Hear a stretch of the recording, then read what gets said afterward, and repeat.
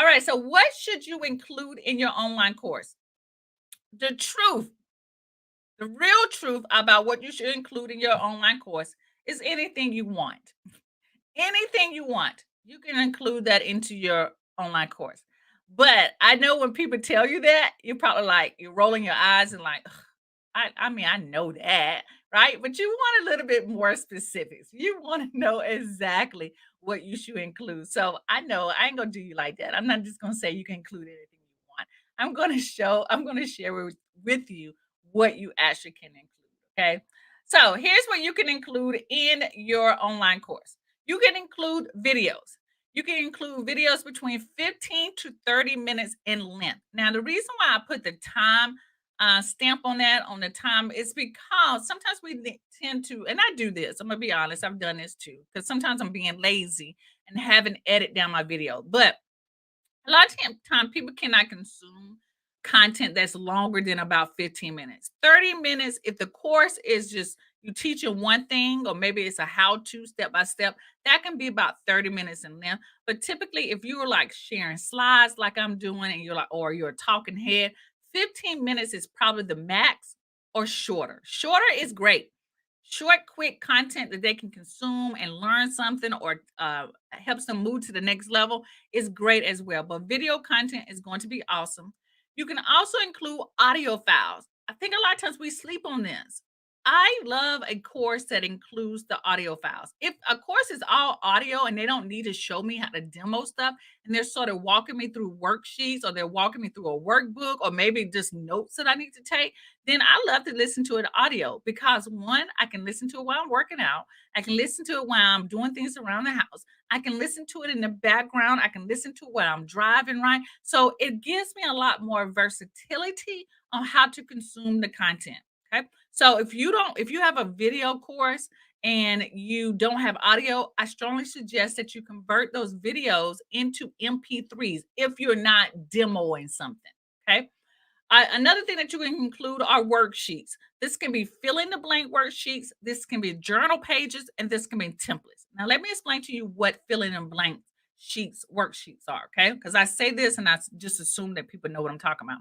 But fill in the blank worksheets are you actually taking key terms or sentences that you are saying inside of the video, and you leave blanks for keywords. So maybe um, I might say, I write on my worksheet 3 ways that you can create an online course, right? And I'm going to leave blanks. I'm going to lay blank one, blank two, blank three, right? And they fill that out as they're listening to me.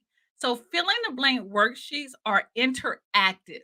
This allows people to take what they hear from you or watch you doing and fill out the worksheets at the same time. So the fill in the blank worksheets are awesome for people who are kinesthetic learners. And if you don't know what kinesthetic learners are people who like to touch, feel, and have to put things who are tactile, okay, in nature, right? So people who have to take notes. That's me. Like I'm visual and I am a tactile kinesthetic learner because I'm always taking notes. When someone is talking to me, I'm drawing, I'm sketching, I'm writing down key little terms while we're talking because that helps me consume the content. It helps me remember the content, and it helps me start to process on how to use the content in my everyday life. Does that make sense? Journal pages are also awesome as well. This how helps people to apply what they've learned. And then templates. Templates allow them to actually have things in their toolbox. So you can include worksheets like this, like fill in the blanks, journal pages, or templates. The other thing that we tend to sleep on are transcripts. That you can transcribe your videos or your audios. I'm a person who likes to print out things. I know generation, what is it? Z don't print out stuff. But generation X, people like me, I print out stuff all the time. I'm always printing out stuff, right? I got prints right here because I like to take it with me to read. So maybe I am chilling, taking a bath, right? I like to bring paper with me and read. It's like a book to me. Okay. That's the same reason why I'm not like a Kindle reader, because I'm a tactile person. You remember, guys, I like to touch, I like to highlight things. So transcripts are wonderful. Maybe I don't have time to listen to it, or maybe I listen to it and now I need to see the words on paper. So transcribing your videos and audios are awesome. If you have slides, like you're doing a PowerPoint slide presentation, you can include the slides as well. People want them. People will take notes beside those slides as well. So just don't sleep on that. So you can include that. And you can also include a private community, like a Facebook community, where you can be in there, engaging with people who've purchased the course. You can create it as a community so that they can network with each other. I mean, the options are unlimited. Okay. What I do want to say though is that you do not have to include all of these things. You don't have to include all of these. Now, this is a great way to look at the courses that you already have and upgrade it. So, if you're thinking about increasing the price on one of your courses and you want to add a little bit more value, but not having to record new video content, then these are the things that you can add. You can take your video, get converted to an MP3. And if you don't know how to do that, there are people on Fiverr who know how to do that. You can Google it. It's so many softwares out there that will do that for you. If you're using StreamYard, StreamYard automatically creates the video content of it and also the MP3 of it as well. Worksheets, worksheets tend to will take a little bit more time for yourself. That means that you have to actually listen to your videos and create worksheets for them. And transcripts, there's services out there that makes it so easy, and you can already take your slides, your PowerPoint slides, and just convert them into a PDF. Okay, and private community and Facebook is easy. Y'all see what I'm saying? So again, you don't have to include all of these things, but if you're thinking about upgrading your course, you can do that. Okay.